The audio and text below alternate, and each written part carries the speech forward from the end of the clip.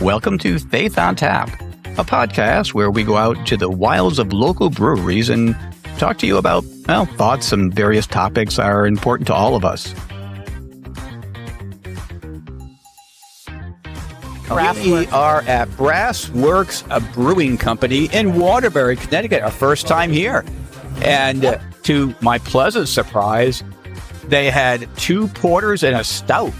Very shocking. It was fantastic. And I ended up with a coconut stout, which was actually fairly good. I'll give an 8 out of 10 out of that. And what would you think, Liz?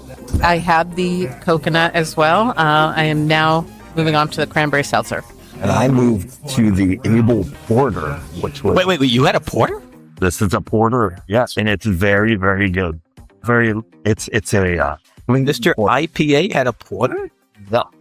I love porter. Who are you? Yes, I know. So we came in early. We didn't have time to do the pre. So we already had the interview, so we're not going to talk about that. But the question we asked the kids, what is true love to you? What does it mean? So I already know we had some good comments. Everyone happy? Did you have good interviews?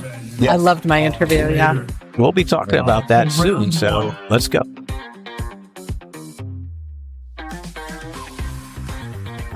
Okay, I'm Liz. How are you? I'm fine, thanks. And your name is? Mary. Mary. Okay, great. It's a beautiful name. I have a couple friends named Mary. So I have a couple questions for you. So my first question is, what does true love mean to you? Wow. Never thinking about leaving. So you mentioned right before we started recording that you were married. Yes. So tell me, how long have you been married? 42 years. Same as us. 42. Yes. We're going to be 43 this year. Wow. So that's cool. Oh my goodness. When you say never think about leaving, so how does that manifest? What does that look like in your... Always talking honestly, clearly. Yeah, I might say something that he doesn't like or vice versa, but we talk about it. You don't seem like that you have angry fights. You probably have discussions. Yeah, a lot of discussions. But you work it out. Yep. And what do you think your significant other would say as far as... He probably wouldn't worry about it. Yeah, we talk. That's so sweet. Well, thank you very much for answering my question about true love. Do you want to add anything else that you would like to? Because there's a lot of people out there that are hesitant about getting married now. Oh. And here we are. We've been between your husband, yourself, and me and my husband. Well, we didn't get married young. Right. I mean, I was 27. My husband was 34. So we certainly thought about it before we were... So a lot of people aren't even getting married now until their 30s, and sometimes, so they're not having children until they're well into their 30s. Right. What do you think might account for this? Do you think it has to do with true love at all, or do you think there's something else going on? Oh, it's hard to say. You know, dating is different. Everything is so different than it was 40 years ago. Yeah. You know, you still had to call people up on the phone to contact them and all that. There was no texting. No, it wasn't even... No. It was science fiction back then. There you go. Yes, I think communication is totally different now than it was back then. That is so true. And do you think it's getting in the way of proper communication between... Yeah, I think so. And just the way we get out, you know, COVID, everybody started working from home or whatever the case. So there's that element too. And well, I don't mean to be deep in this. Oh, no, please. The deeper, the better. It's awesome. I love it. Mary, it's been absolutely lovely talking to you about true love.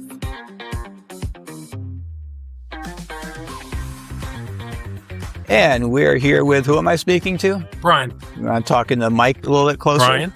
All right. So we have a question for you. The first question we have for you is, in your opinion, what is true love? Well, okay. True love, I mean, there's many different kinds of love, right? There's eros, so there's filial, and there's agape. So I guess the real question would be you're more... speaking in Greek now, aren't you? Well, yeah, I guess I am. I don't mean to. But I mean, one's brotherly love, one's like, physical love, and one's, more like a sacrificial love. I guess we're talking about sacrificial love, whereas true love is something that's very hard to do because it's usually inconvenient for someone that you don't really like, but it's the right thing to do, and you go out of your way to do something for, let's say it's raining out and you got to go somewhere. You see someone with a flat tire, happens to be someone who's you don't even like, but you know they need help. And that would be, I think, an example of true love of, of your neighbor, and something like that. Yeah, so just to interrupt you a little bit. So you're saying true love right now, in your opinion, you're talking about sacrificial love. Yeah, I am. And that is sacrificial love. And true love in that sense would be helping people no matter what the cost. Right. You're giving of yourself in a time that is, inconvenient or whatever. I mean, because if it's easy, as the Bible kind of says, even sinners hang out, help their sinners, help their own kind. And you're married. Is that correct? Yes, I am. So do you express true love to your wife the same way? Well, that's a different definition of love. Definition of love for us, I would say for me, is it's really on a day-to-day basis of knowing what the other person's needs are. And true love is, I think you don't have to say anything. You do it and you fill each other. You really do become one, and you're not two individuals. You work as a team and you are stronger as one. That doesn't mean you run around the house saying, I love you all the time, which of course I do. Well, maybe not. But it's knowing the other person's needs, whatever they may be, and, and filling in those voids. And I think it goes the same way on the other way around. Well, it sounds like that's sacrificial love as well. It is. But in one instance, you're doing it for someone you love, as opposed to doing for someone you may not care for. So true love, in your sense, has to deal with loving someone regardless of their worth to you. It's just and you're doing it for what reason? What's the purpose of doing the sacrificial love? I mean, if you want to go all the way to the end goal, we all want to go to heaven. Okay. We're kind of like if starting that as your end goal, you work your way back. That would be one of the things that Jesus would require of us to do. Love your enemies. We're told many times, love your enemies. It's not just words. You have to actually do it. And it's not easy. And I'm not good at it. That's, and it's a lot easier, obviously, if you see someone getting hurt. Okay. Now, I think that it just makes it a little easier for shop. No, you should help out the people that could really use a hand. Now, would I do it? I don't know. I've been thinking more and more about myself, the way I react on things like that. And I hope I'm getting better at it because, to be honest with you, I'm not good at that. That's not my strong suit. I know that that the first step is like an alcoholism. First says realize that you're an alcoholic. Well, first step for me is realize that I don't do what I should be doing. Yeah. Let's go to the second step, work on the second step after that. Well, I think you answered that rather profoundly. That was awesome. Thank you.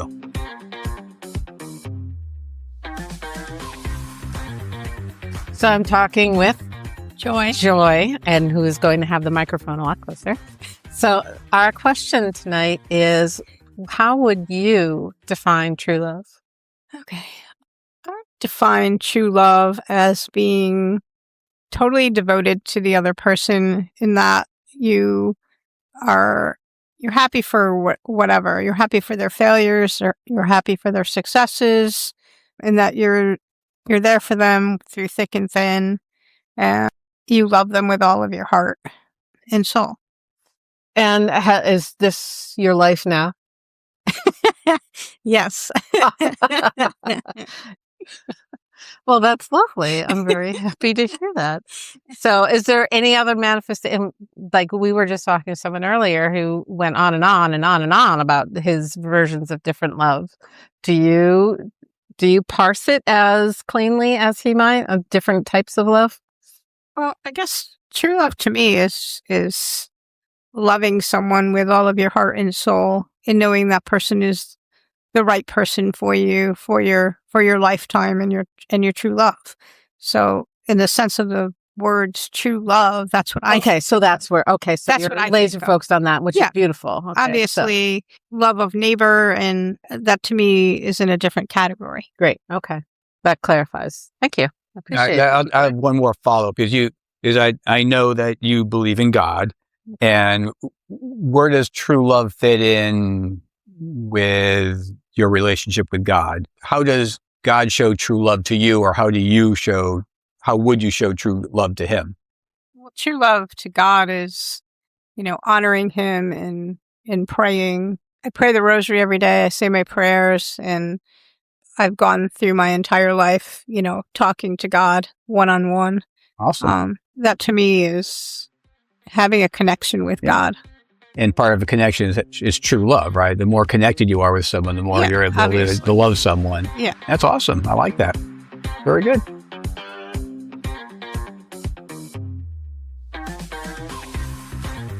And we're back.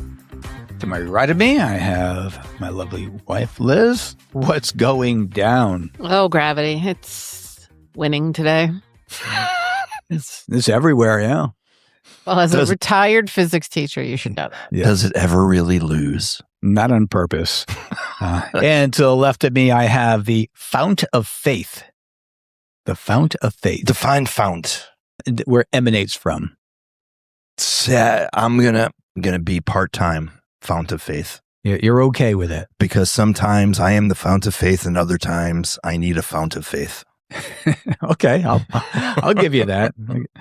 All right, so we were just asking people, what does true love really mean to you? And we asked this question in a very vague way on purpose, just to see where people would take it.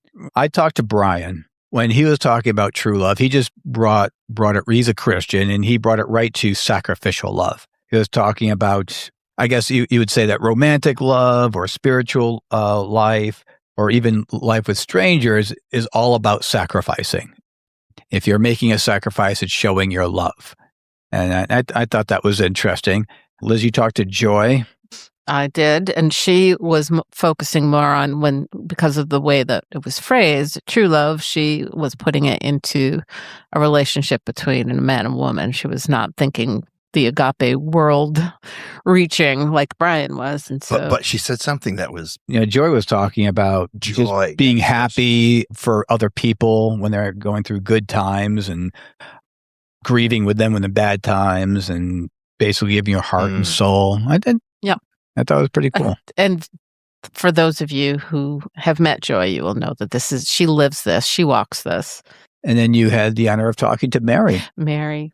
She was sitting alone, and I'm like, okay, she's sitting there, but she has a big plate of cookies, so she definitely, she's expecting someone. She's my people. No, I was just like, I better talk to her before whoever is eating the cookies shows up. So I went over and talked with her, and so I asked her the question, and me and Mark, somewhere in that neighborhood. Yeah, but share the same years of marriage. Yes.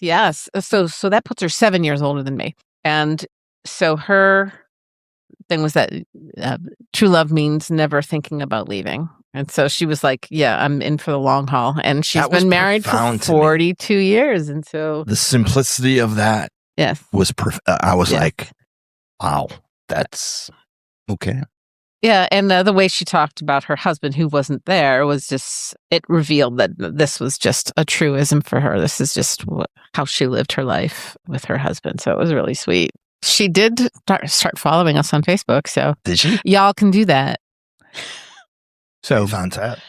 There we go. So, we asked this question with Valentine's Day approaching. We thought it'd be fitting to talk about love, or in this specific question, true love. And, when I was preparing, which is always a challenging part of the podcast, is like, what am I going to say about true love that's not already been said a million times before? So I said, well, I looked at some philosophers. You didn't go to the Hallmark Channel? I did not. I did not see how the guy in the flannel suit beat the guy with the regular shallow suit. Yeah. Can you be? Very much so. So Aristotle said, he said, true love is wishing good for the others for their own sake, not for personal gain. And Erich Fromm, he called love an act of will, judgment, intention, and promise, a deliberate choice to care, respect, and support. And he cannot disagree with that. And then Thomas Aquinas, he simply said that true love is to will the good of another. So in that sense, it is sacrificial. All this types of love has less to do with you and more to do with your view of the other person. Any comments on that? I mean, I guess here's a question I have for you before we ask the question. So from Aristotle to Aquinas, these philosophers state that true love for another translates to you to do good things to happen to other people in your life, even if it's a cost to you. Do you tend to agree with that? Yes. I was interested, especially from Joy and her husband, which was Brian. Being of the Christian perspective, they went right with a human relational true love, where I was thinking true love begins with God. True love begins with Romans 5:8 that says, while we were yet sinners, Christ died for us. And though it reflects all of the nuances of what everybody says, sacrificial and giving of yourself and all that, it really starts with God. God demonstrated what true love really was through Jesus. And if we just look at love as being very linear with humanity, we're going to be really disappointed, because people aren't going to love us as much as we deserve to be loved or think we deserve to be loved. And we're not going to love people the way they deserve to be loved. And so if we're looking for love to complete and or finish us, and from a human perspective and missing God's, we'll come up short every time. Oh, amen to that. It's like, it's a high bar, and that's why we need God to give us the ability to have that love in our hearts. Right. As imperfect as it is, it still finds itself in the perfection of Christ's love for us, for humanity. For God so loved the world. I'm not going to be cliche, and I'm not going to, because isn't that cliche? No. What I'm about to say. Not going to cliche. No, not at all. Because when you talk about love, one is drawn towards the language of love, and the podcast audience could care less how we personally view that. But I'm going to make the connection. So to refresh everyone's memory, before I get to the question, the language of love is how you personally show love towards others. And there's words of affirmation. Are you the type of person to say, I love you, to say nice things? Or are you more of an active service person? Are you someone who thinks actions speak louder than words? Therefore, you'd rather help people and do things that are nice? Are you a person who likes to give gifts to show your appreciation? Are you a person that rather show that you're going to give your time to that person? And then there's the physical touch. Whether that be non-sexual or sexual, the idea of holding hands, kissing, cuddling, whatever. So Did you say cuddling? Yes, that's what the definition is. Sorry, I was not showing love to you after that. So that's right. I have a counselor meeting tomorrow. So. Okay, my therapist. So what I thought I would ask about that is that this is how we show love to others. Do you think the way we show love to others translates our relationship with God and how we show love to God? Are we someone who just like saying, and I'm not just is a loaded word. Are you a person who likes saying words to show your love? Are you the type of person who'd rather show your action of your love towards God? Do you think there's a translation of how you treat others and how you focus your love and worship to God? Is it similar? That whole idea of love language always fascinated me, because there's these progressions of how we show love to others, but there's the flip side of that, where how we receive love. And so if I'm loving my wife with physical touch and she is an acts of service receiver of love, I'm going to fall short. And I'm going to miss the mark because I'm not loving her in the way where she's receiving it. Same for me if I'm different from what she's expressing. So I have found that the way that we receive love, the way that we feel love, is the way that we want to express it. And it's not always the way people receive it. Now, in the context of God, we like to make all these different ways of loving God, but the Bible is very clear on how to love God. Here's you love by being obedient. You love by following in his ways, and anything else that kind of disrupts from that, your feelings or what you think, really falls very short in your expression. So you can express love for God in the wrong way. Just like I can express love for my wife in the wrong way where she's not really receiving it. So what would be an example of expressing love the wrong way to God? God, I love you. I'm going to church but I want to have an affair on my wife.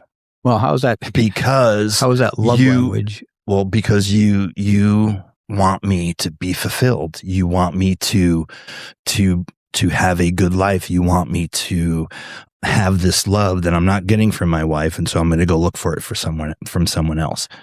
And so and unfortunately, I've come across that more times than I care to admit. Well, this doesn't seem like a love language to God, though. I'm saying it just seems like someone's just justifying what they're doing. What would your love language be to God? Me personally? Yeah. I'm always a person of showing stuff by doing stuff. So I would like to show God by performing acts of love to others, acts of love to God, but there would be more, because I personally, I've seen guys take advantage of women by saying these things, "Oh, your hair looks gorgeous," or whatever, and they don't mean anything by it, but they're just words. So I see it being effective too, which hurts. But my point is that I don't want to fall off the trap. I mean, there's a time of worship I have for God where I do proclaim and thank Him for stuff, but I also want to follow up with that by showing, giving my time and showing action to God. So that's what I meant by that. And I was wondering whether you thought. Yes, but that giving yourself over in the wrong way as a supposed act of love, is that really an act of love? So you're a Christian man who has read the Bible how many times? So you understand how to come to God and love Him. And so just because someone says, "I love God, but I'm doing this, I'm doing that, I'm doing the other thing," doesn't necessarily mean they love God. Well, I agree, but you show God that you love Him. And personally, well, I mean, or you see people, I mean, I'm saying not just being deceitful or not just saying one thing and meaning another to God. That's just being deceitful and lying to yourself. But I'm talking about honestly seeking God and saying, "Jesus, I love you, and I'm going to show my love for you by doing A, B, C, or what have you." So I was just curious, how you show love to others. Is that how you show love to God personally? If you're talking about, how you're supposed to love Jesus, and he talks to Peter after Peter screwed up royally. He says, "Do you love me?" And he says, "Yeah, I love you." And Jesus says, "Well, feed my lambs." So there's one thing. You're just saying that you love me. No, you feed my lambs, and you take care of my sheep, and then you feed my sheep. So that's what those are all actions. Those were they're very clear. They might have been more directly just for Peter, but just to, clearly God's going to give you some directive. No one has that unique position that Peter had, but it's going to be true for a lot of people that this is what He wants. But it can manifest in different ways. There's at our church, if you haven't been there, and after church, there's this beautiful buffet that everyone can participate in, and that's a very literal idea of feed my sheep. But it's not just feeding the people's bodies. It's building community, and so people can serve and belong and all that good stuff, right, Dennis? And part of that reflects our love for God. Yes. I mean, they're doing something with a gift and a heart. She started with her. Good grief, I blew it. So all right. So now that you had a chance, do you personally, Dennis, the way you show love to others, do you show your love to God in the same way or different ways? Well, I think it's a circular motion where when I love people from a biblical point of perspective, love is patient, love is kind, it doesn't boast, all those la-di-da coffee mug sayings, then I'm loving God. And when I'm loving God, that means that I'm loving people, because you can't separate the two. So yes, So at the end of the day, if God was to say, "How did you love me today?" The examples that you would show would be how you loved others? I would, yes. Okay. Yes. And it would feel good to say, "Well, I prayed for 20 minutes and I read your word," which is all good, believe me, but rubber needs to meet the road. The application.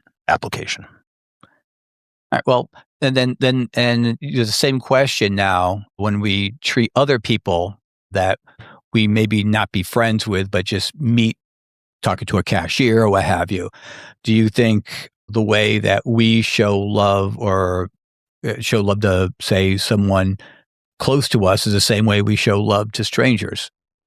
Is it, you mean another? So I'm trying to think, does the way that we take in love, the way that we express love to someone close to us, do you think that's universal, the way we show it to love, to God? Is it how we show it to others? And personally, for me, I think I do. I mean, like, I enjoy helping people, and because that's an action thing. And I think that's showing my love for the fellow man by even listening and actually really listening, or if they ask for something, to actually just do it. I mean, I'm not the type of person that says, as a person, I just love you who you are. I just that's not who I am. But I'd rather show my love by look what I'm doing for you. Hey, how great I am. But I'm expressing my appreciation for you by doing A, B, and C. Mm-hmm. So I think it's a heart condition, really, because when you love somebody that's close to you, you're pouring out a deeper intimacy of love. But you can still love the guy on the street corner that's looking for a sandwich today, and right. and it's the same love, right? It would be great if you can invite him into your home and take him in and set him up with a job. But your heart says, I'm going to be Jesus today. I'm going to be Jesus to my family. And that's a deeper Jesus, because that's a deeper intimacy. It's a deeper perspective. And then there's Jesus to the guy on the street corner that's looking for a meal. You can be Jesus to him in the same velocity or intensity as your family. I don't think it's any different from a heart perspective where you're looking to serve. All right. And then if we get a little bit more meta and talk about, as a society, we were given the ability to love others for whatever reason. If you're an atheist, you'd say it's a biological reason for survival, what have you. But I guess, do you think that we as a society could actually exist if we did not have love for others? Could we actually be a living community, a group of people in a town or in a gathering, if we did not have this love for other people? So completely absent would be love of other people. That's right. The scenario. Say that. I mean, the idea of love is like, I don't even know where it came from, but because that's called the movie The Purge in that series. Okay, where you just go and kill people because you just are aggravated with them. Yeah, I think love for our neighbor, love for our fellow human being, no matter how shallow it is, maintains a societal stabilization. I mean, that's what keeps society. And I don't know if you can call it something different, but yeah, love for your neighbor sustains us.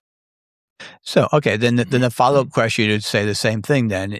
If we did not have love for others, we would not have a civilization. But I'm thinking maybe like bees. Bees don't love each other, but they have a colony and it makes it work. But they work in correlation with one another. Oh, just so people do too. I mean, they have different responsibilities. That keep them. They're bonded through chemistry. And we are to an extent as well. Would that be the reflection of love? I think it's part of the story, to be honest. I mean, humans have pheromones. Mm-hmm. That's no secret. And they're chemical reactions that make us do stuff. So I couldn't say this bee loves this other bee, yet they exist as a colony. And it works. So I would actually be as someone who's who tinkers in biology. I would say that the pheromone is definitely lovish, and they are going purely on emotion. So from a scientific perspective, from the both of you, is love a biological response, and with all the other components to it? When you're talking about basic critters, that don't have a thought process, then I think they have to be driven largely through emotions. Emotions. Yeah. And feelings. And it's not, I can't stand it when people say, "Oh, that bird chose the other bird because she knew that he would be able to produce strong offspring." No, she thought his song was hot. And his dance was super sexy. He had that one feather Seriously, tucked back. when people say, "Oh no, it's just they're driven by," no, they're not. She thinks he's a hottie. Basic biology. That's it. And it drives me crazy when people try we to can differentiate attraction from love. Can we? I think we can. Yeah. But from a scientific perspective. I think we can, yeah. I mean, I would say, yeah, you could be attracted to someone, but you can have lust after someone as well, but that's not love. And I think love is a lot more complicated than that, than just, I won't be graphic here, but love is more than I'm attracted to that thing and I want to have offspring with that thing versus I have love for that person because Jesus' love for me and how his love for me can emanate from me to others in different ways. So but from somebody who raises goats, and so these goats are kind of prone to biological reproduction. You get the male and the female and things happen. But then I've heard you say over the course of years, she's a good mama. Mm-hmm. She's not a good mama. Correct. And so is that a semblance of love, like these animals who are basically a biological function of reproduction? They're actually loving their offspring, or is it something different? I think poor Boomer, she was a great girl, but she was a terrible, but she did not like being a mom right away. So we had to force the issue and made her stay in a stall with her babies for 2 solid weeks with no options, because when we didn't do that, off she went. And the only boy she ever loved was Apollo. And she legit. Legit. She loved Apollo. She'd be introduced to other guys and she'd There's definitely a bonding that exists. Yeah, she was crazy about him. And so her heart belonged to Apollo. But I have to believe that an animal's love for another animal is different than a human's love for another human. I think it's a lot more complicated and there's a lot more depth to it. But could it be the same starting point? But an animal's capacity to love, I mean, just as can a mosquito love another mosquito? Can bacteria love another bacteria? Can a mosquito love? And as you go up to the reach, and as you go up the chain of intelligence, I think the love becomes more pronounced. But I do think that we have the Spirit of God with the Imago Dei in us, which means we have the capacity to love even more through, or dare I say, supernaturally. Yeah, well, that would be if we're the image of God, that's supernatural. So absolutely, we would have the way to love beyond our actual means of loving. My capability of loving as just a human is extremely limited. I like you or I don't like you, case closed. Where the Spirit of the Holy Spirit working in me would see things differently. So yeah, I would say that's supernatural. Yep. I guess on that note, we will conclude our True Love podcast.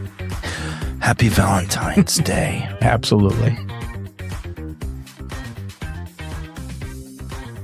Tune in next episode when you'll hear Dennis say, I crawled out of the pond.